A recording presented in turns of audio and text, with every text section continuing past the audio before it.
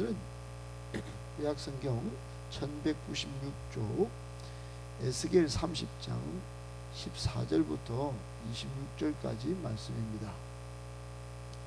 구약성경 에스겔 30장 14절부터 26절까지 오늘 우리에게 주시는 하나님의 말씀으로 받겠습니다. 14절부터 한 절씩 26절까지 저와 여러분이 교독하겠습니다. 내가 바드로스를 황폐하게 하며 소안에 불을 지르며 노 나라를 심판하며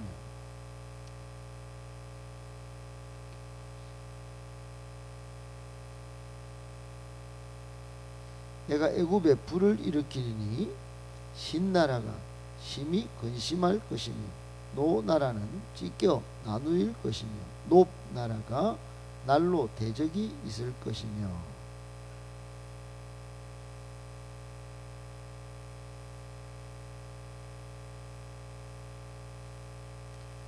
내가 애굽의 멍에를 꺾으며 그 교만한 권세를 그 가운데에서 거치게 할 때에 드함느헤스에서는 날이 어둡겠고 그 성읍에는 구름이 덮일 것이며 그 딸들은 포로가 될 것이라.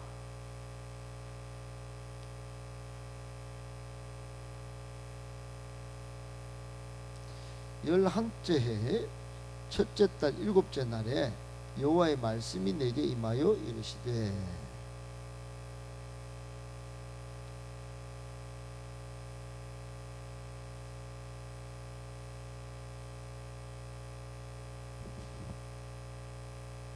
그러므로 주 여호와께서 이같이 말씀하셨느니라. 내가 애굽의 바로 왕을 대적하여 그 두 팔, 그 성한 팔과 이미 꺾인 팔을 꺾어서 칼이 그 손에서 떨어지게 하고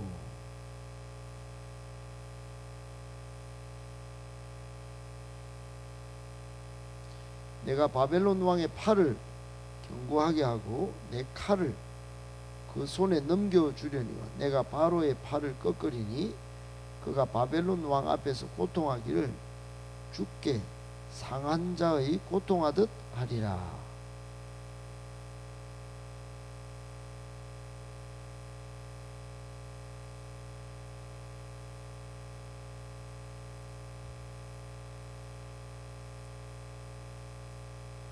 (26절) 같이 읽습니다. 내가 애굽 사람을 나라들 가운데로 흩으며 백성들 가운데로 해치리니 내가 여호와인 줄을 그들이 알리라. 아멘. 오늘은 바로의 팔을 꺾으시다, 바로의 팔을 꺾으시다 라고 하는 제목 가지고 오늘 우리에게 주시는 교훈의 말씀을 받고 적용하며 기도하도록 하겠습니다. 지금 우리가 오늘 30장을 보고 있습니다만 25장부터 32장까지 조금 지칠 수도 있는데 저는 너무나 은혜가 됩니다. 왜 그러냐 하면 이게 오늘 우리에게 적용해 보면 우리도 어쩔 수 없이 예수 믿기 때문에 영적 전쟁을 겪습니다.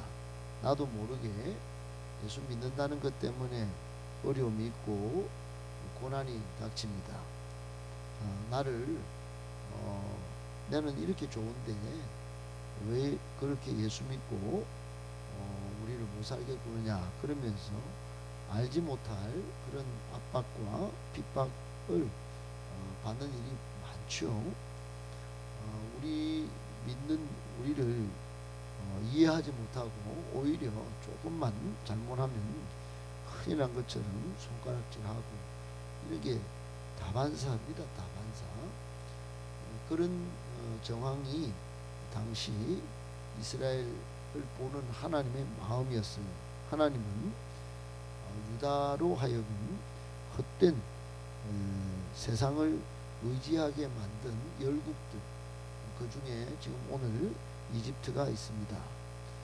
그 열국들이나 또 하나님의 백성인 이스라엘을 괴롭게 핍박했던 열국들, 여러 나라들입니다. 여러 나라들. 그런 나라들을 하나님이 가만두지 않으십니다. 그러니까 대신 보복해 주시고, 대신 우리의 원한을 갚아주시고, 대신 우리가 잘못 추구했던 방향을 바로 잡아 주시려고 수많은 노력을 하시는 모습이 오늘 이 25장부터 32장까지 보이기 때문에, 그걸 보이지 않게 역사하시는, 역사 가운데 역사하시는 하나님을 만날 수 있기 때문에 너무 좋습니다. 너무 그런 모습들을 상상하고, 또 지금도 앞으로도 그런 일을 하실 하나님을 기대하고 신뢰하며 이 성경을 보는 재미가 있어야 되는데, 내 볼 것만 보고, 내 믿고 싶은 것만 믿고, 교회 나와서 내 하는 방식대로만 하는 사람은 신앙이 굉장히 얕은 것이죠. 미숙한 그런 모습만 있는 것입니다. 성경 읽을 때 이것도 하나님의 말씀이다 생각하고, 역사적으로 또 정말 보이지 않는 곳에서도 일하시는 하나님을 만나는 저와 여러분이 그런 감격적인 신앙생활 하시는 여러분이 되셔야 합니다. 오늘 본문에서 주시는 교훈의 말씀 첫 번째, 하나님보다 더 든든하게 여기는 경제력, 스펙, 인간 지표가 있다면 그것이 곧 우상입니다. 하나님보다 더 든든하게 여기는 경제력, 스펙, 인간 지표가 있다면 그것이 곧 우상입니다. 여러분, 오늘날 우상은 옛날 스핑크스나 옛날 우리가 섬기던 이런 화려한 황금 동상이나 이런 게 많이 있질 않아요. 현대 인간들은 그런 것도 많이 속지 않습니다.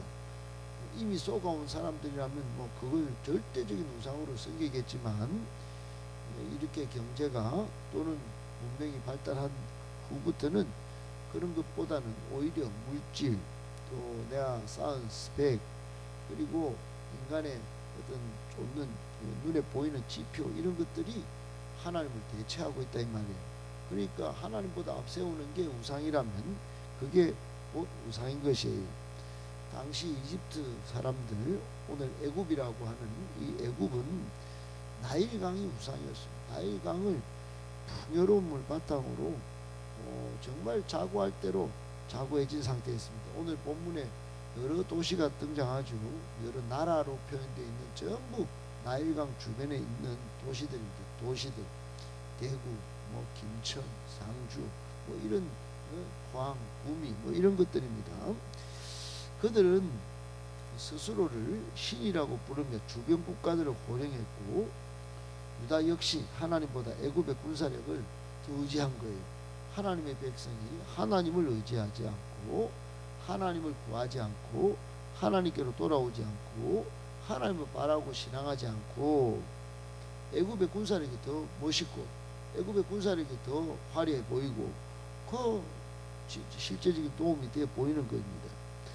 오늘 14절 19절에 하나님은 애굽의 풍요와 권력의 상징이었던 주요 도시들, 바드로스, 소안, 노나라, 신나라 등 여기 전부 애굽의 주요 도시들입니다. 전부 풍요하고 전부 아주 권력을 휘두르던, 거기에 직접 불을 지르시고 우상들을 부수겠다고 선언하고 계십니다. 내가 노나를 심판하고 애굽에서 왕이 다시 나오지 못하게 하고 그 땅에 두려움이 있게 하리라고 선포하십니다. 뭔 이야기를 하신 거죠? 여러분, 인간이 쌓아 올린 견고한 성과, 또 문명이, 성읍이 하나님 심판 앞에서는 한순간에 죄가 될 수밖에 없음을 보여주는 처절한 상황인 것입니다. 이집트는 안 무너질 줄 알았는데 다 무너진다는 거예요, 하나님 앞에. 그렇습니다. 여러분, 인간이 제 아무리 견고하고 안전한 성벽을 쌓았다고 자부할지라도 창조주 하나님이 붙들지 않으시면 단 한순간도 버틸 수가 없습니다. 성읍을 지키는 것도, 가정을 세우는 것도 마찬가지입니다. 그러므로 교만을 참 경계해야 합니다. 교만에 싹이 조금이라도 있다면 그거 안 자르면 나중에는 반드시 넘어집니다. 이사야 2장 11절에 그날에 눈이 높은 자가 낮아지며 교만한 자가 굴복되고 여호와께서 홀로 높임을 받으시리라, 이런 말씀이 있어요. 하나님보다 앞세우는 거는 다 무너지고 낮춰진다는 거예요. 꼭 기억하셔야 합니다. 여러분, 오늘 우리가 받는 첫 번째 교훈은 애굽이 나일강을 믿고 교만했던 것처럼, 그리고 유다 백성을 유혹했던 것처럼, 오늘날 우리가 하나님보다 더 든든하게 여기는 유혹당해서 경제력을 믿고 스펙을 믿고 또 눈에 보이는 인간 지표를 따르고 있다면 그게 우상인 줄 알고 무너지기 전에 스스로 내려놓고 하나님을 구해야 합니다. 하나님이 이런 것들을 심판하시는 이유는 우리를 망하게 하려는 것이 아니라 하나님 외에 가짜 의지체를 제거하셔서 참된 구원을, 참된 신앙을 주시기 위함입니다.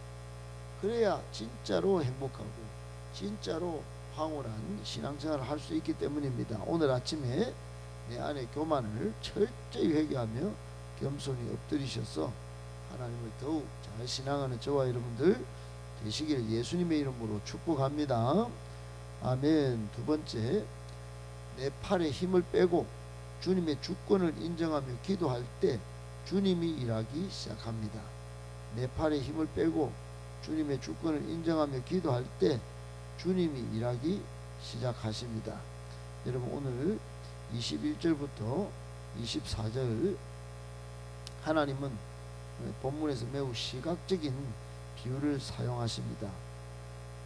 애굽의 바로의 팔을 꺾어버리셨다는 것입니다.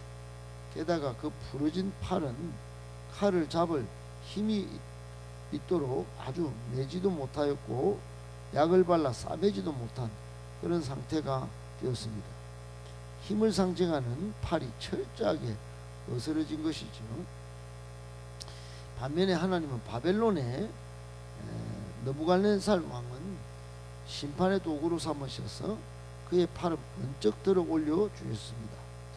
역사의 주권이 애굽의 군사력에 있는 것이 아니라 오직 하나님의 손끝에 달려 있음을 보여주는 그런 장면이죠. 여러분, 이처럼 강력한 축이었던 세상의 아주 제국을 이루고 4대 문명이라고 하지 않습니까? 나일강 문명을 나일강 문명을 일으켰던 이집트는 페르시아, 알렉산더, 로마 제국 이렇게 쭉 앞으로 현대까지 근대까지 이어지면서 독립적인 제국으로서의 위상을 완전히 잃어버립니다. 화려한 태양의 제국이었어요. 그런데 강대국들 식량만 공급하는 속주로 전락해버립니다.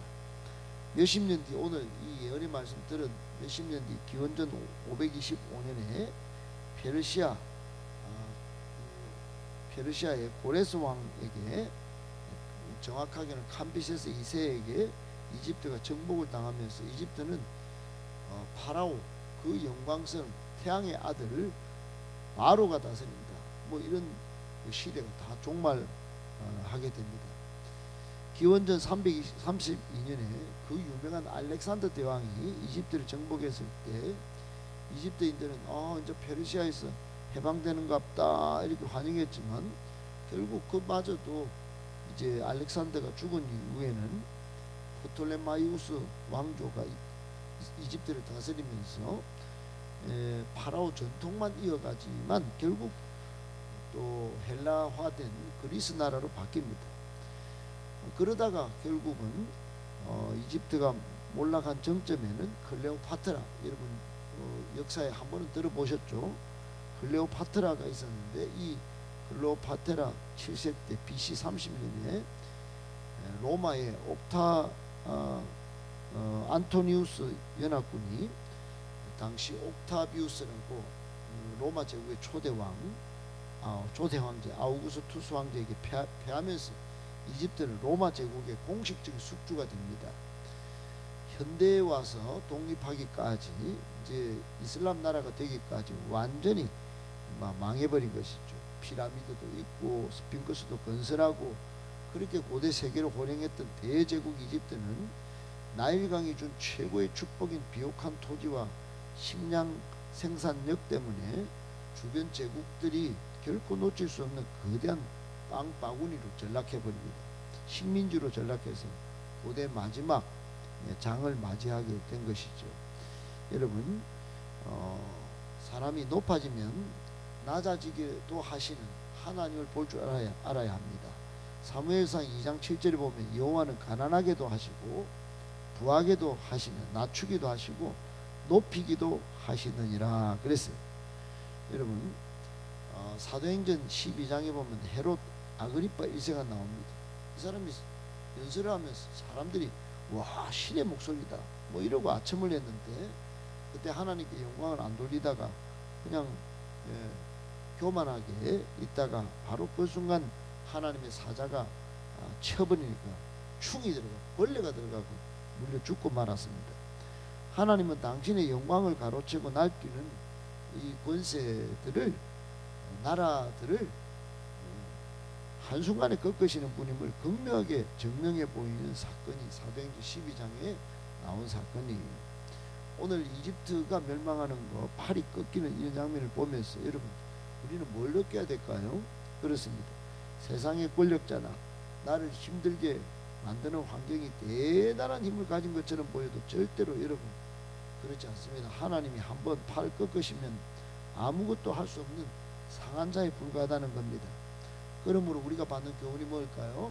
두 번째 교훈은 세상의 힘을 두려워하지 말고 기도로 정면 돌파해야 합니다. 내 힘으로 인생의 칼을 잡으려고 애쓰지 말고 나를 위해 일하시는 하나님의 강한 팔을 구해야 한다 이 말입니다. 그러므로 내 팔에 힘을 빼고 주님의 주권을 인정하면서 기도할 때 반드시 거기서부터 주님이 일하시기 시작한다는 걸 꼭 믿고, 오늘도 여러분 하나님이 내 인생의 주권자다 생각하고 기도하시는 저와 여러분들 되시길 예수님의 이름으로 축복합니다. 아멘. 마지막 세 번째, 고난은 하나님을 깊이 만날 기회입니다. 고난은 하나님을 깊이 만날 기회입니다. 오늘 25절 26절 마무리는 에스겔에 자주 등장하는 똑같은 선언으로 끝이 나죠. 내가 여호와인 줄을 그들이 알리라. 여러분, 하나님을 아는 것은 하나님 편에서 굉장히 중요한 문제입니다. 하나님의 자녀이든 하나님의 백성이든 하나님의 백성 괴롭히는 나쁜 놈이든 전부 하나님이 심판주인 줄 하나님이 알리라고 하나님이 지금 이 세상 역사에도 개입하시는 것입니다. 하나님이 애굽을 심판하시고 백성들을 사방으로 흩으시는 궁극적인 목적은 단순히 분풀이하거나 파멸시키는 것이 아니에요. 이방 민족인 이집트도 그리고 그들을 의지했던 이스라엘 백성들도 오직 여호와 하나님만이 온 우주와 역사의 유일한 주권자이심을 뼈저리게 깨닫게 하려는 하나님의 영적인 목적이 있었습니다. 결국 고통스러운 심판의 과정도 하나님의 살아계심과 그분의 통치권을 온천하게 드러내는 통로가 되는 것이죠. 출애굽기 14장 4절에 출애굽할 때도 하나님이 그러셨어요. 내가 바로의 마음을 완악하게 한즉 바로가 그들의 뒤를 따르리니 내가 그와 그의 온 군대로 말미암아 영광을 얻어 애굽 사람들이 나를 여호와인 줄 알게 하리라 그랬어요. 그래놓고 또 지금 바벨론에 포로로 잡혀가는 이 즈음에도 또다시 한번 이집트 사람들을 하나님께서 깨우칩니다. 역사를 망각하는 백성에는 희망이 없어요. 여러분, 지금도 우리 교회나 여러분 가정이나 그 역사 속에 하나님이 하신 거 한번 잊어버리면 희망이 없습니다. 아무리 잘나고 돈 많이 벌고 건강해도 아무런 소망이 없습니다. 시편 46편 10절에 이르시기를 너희는 가만히 있어 내가 하나님 됨을 알지어다. 내가 문 나라 중에서 높임을 받으리라. 내가 세계 중에서 높임을 받으리라 하시도다 그랬어요. 여러분, 이 새벽에 왜 나오셨습니까? 하나님을 알려고. 이 새벽에 왜 못 나옵니까? 하나님을 몰라서, 또는 힘 빠지고 힘 없고 아프고 바쁘다고. 여러분, 다 그 안에 하나님을 알거나 모르거나입니다. 여러분, 다니엘 4장에 보면 바벨론의 느부갓네살 왕도 오늘 이제 이집트를 치는데 쓰임 받은 바벨론 느부갓네살 왕도 자신이 이룬 거대한 제국을 바라보면서 이 능력과 권세로 내 영광을 나타낸 것이 아니냐 하면서 극도로 교만해집니다. 그 즉시 하나님의 심판이 임해서 왕위에서 쫓겨나요. 막 정신을 잃고 들짐승처럼 소처럼 풀을 뜯어먹으면서 7년을 보냅니다. 이게 실제로 다니엘서에 나오는 이야기예요. 기한이 차서 그가 하늘을 우러러보면서 지극히 높으신 하나님의 절대 주권을 인정하고, 우와, 이 바벨론 왕이 하나님을 찬양합니다. 그때 또 총기가 들어오고 왕위가 회복되는 사건이 벌어집니다. 하나님은 모든 인간의 생사 화복을 주관하시고 역사의 주인이 되셔서 다스리시고, 그러니까 여러분, 오직 역사의 주관자는 여호와 한 분뿐입니다. 그분을 알게 하시기 위해 이곳저곳에서 역사하십니다. 그리고는 때로는 고난 가운데 있는 우리로 하여금 정말 기도하면서 높이기도 하시고, 또 교만한 사람을 낮추기도 하시고, 그렇게 하시는 것입니다. 여러분, 오늘 마지막 우리가 받는 교훈은, 그러므로 삶에 여러분 고난이 찾아왔습니까? 내가 꺾여졌습니까? 그런 순간이 있다면 왜 내게 이런 일이 생겼을까?